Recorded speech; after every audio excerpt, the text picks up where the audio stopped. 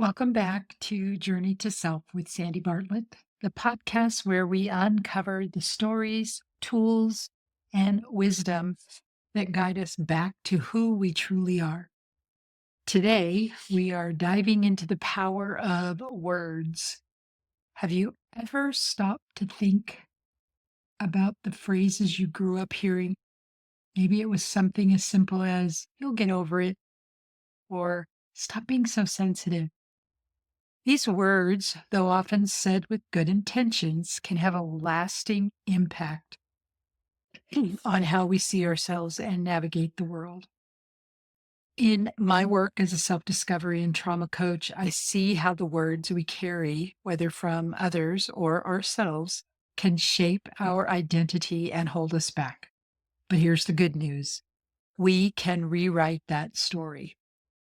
In this episode, we'll explore how to identify the phrases that no longer serve us, reframe them, and create a language of empowerment, not just for ourselves, but for the next generation.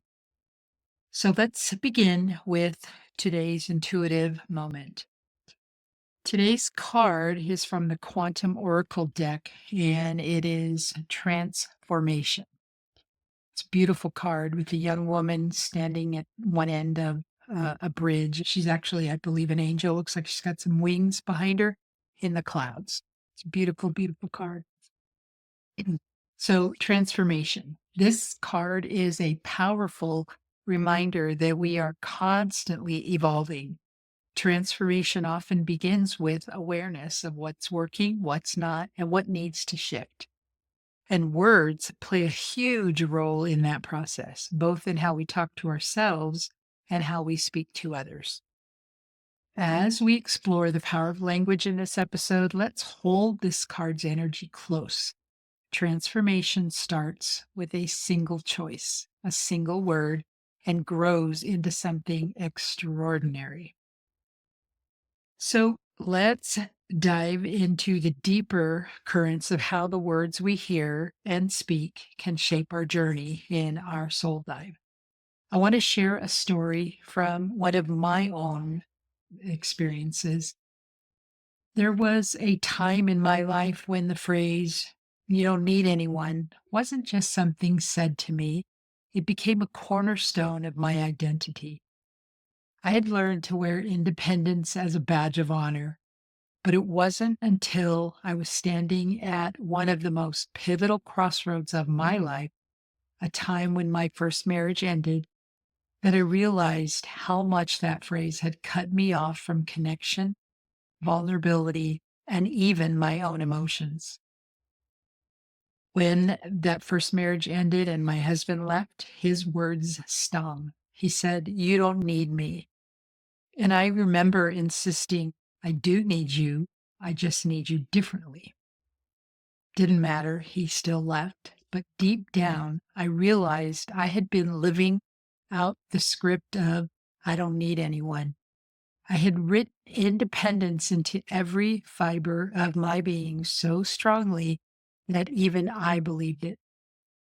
So here's the thing: those words weren't meant to hurt me when I first heard them. They were intended to empower me, but they created a ripple effect, shaping how I navigated relationships and how I spoke to myself. I had to rewrite that script to recognize that needing people isn't weakness, it's humanity. Think about your own story. What words from your past have lingered? What phrases have etched themselves into your subconscious, becoming the background music to your life? For some of the women I work with, it's phrases like, "Why can't you just be happy?" or "You'll get over it." At the time, these words might have seemed like encouragement or a way to move past pain, but often they teach us to ignore our feelings, to push through instead of processing. One of my clients shared how, as a child, she always heard, "Stop being so sensitive."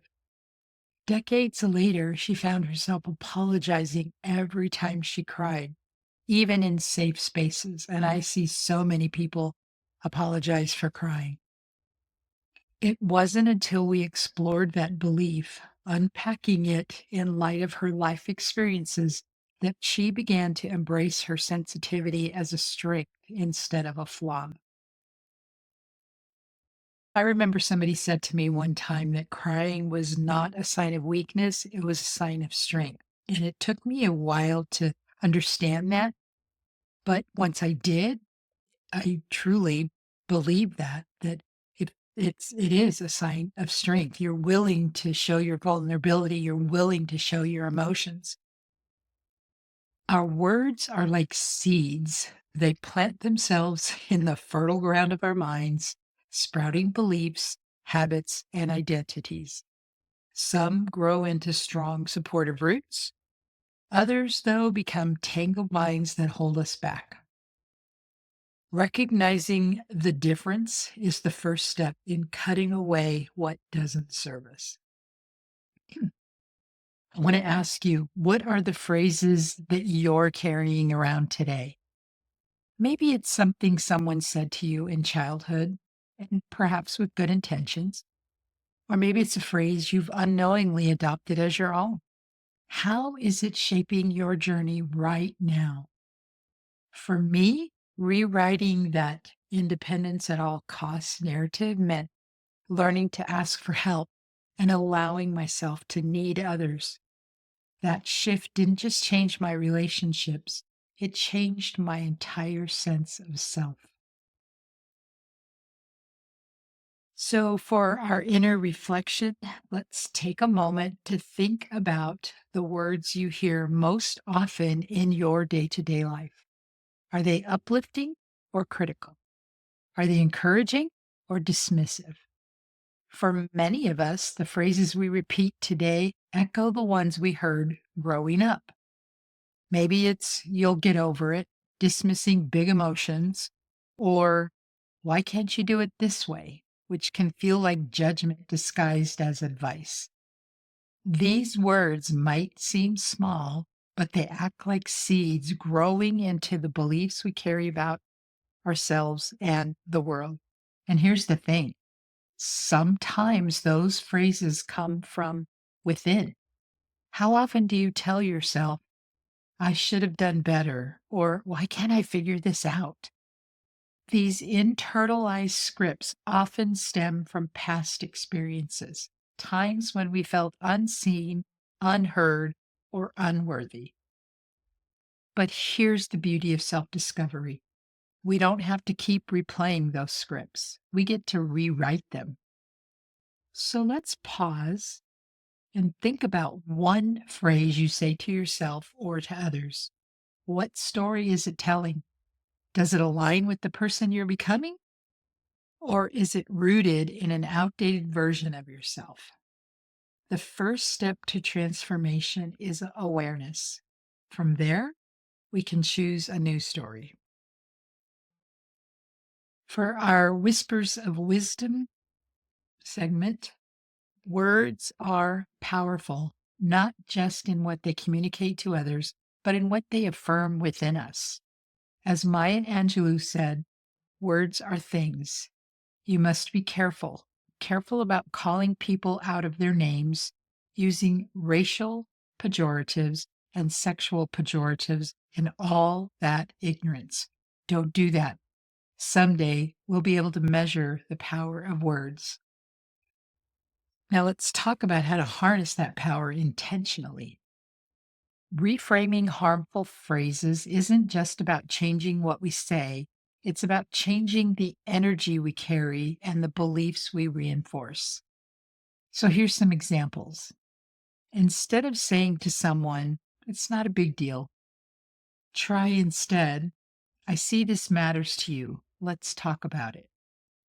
This small shift acknowledges their feelings rather than dismissing them. When you catch yourself thinking, why can't I just figure this out? Reframing it as I'm learning as I go, and that's okay. And if you're tempted to say, stop being so sensitive, try, your emotions are valid and it's okay to feel them. Each time you reframe, you're planting a new seed, one of compassion, understanding, and empowerment. And over time, these seeds grow into habits and beliefs that not only transform your life, but also the lives of those around you. So, what new words will you choose today?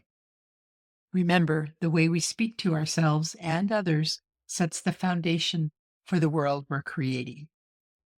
So, your empowerment action this week, I invite you to a challenge. Write down 3 phrases you catch yourself saying, either to yourself or others. We all have them. Then rewrite them into something kinder and more empowering. And if you need some inspiration, share them with me and I'll help you reframe. So, in closing, the words we speak today create the world we live in tomorrow. Whether you're speaking to your inner child or the children in your life, let's make those words count. And remember, wisdom begins with the words we tell ourselves. If today's episode resonated with you, I'd love for you to join me in my membership community, Journey to Self, The Awakening. It's a space for transformational healing, monthly calls, and so much more. You can find all the details in the show notes.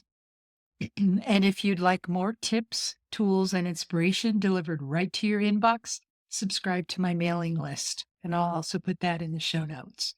And until next time, be true to you.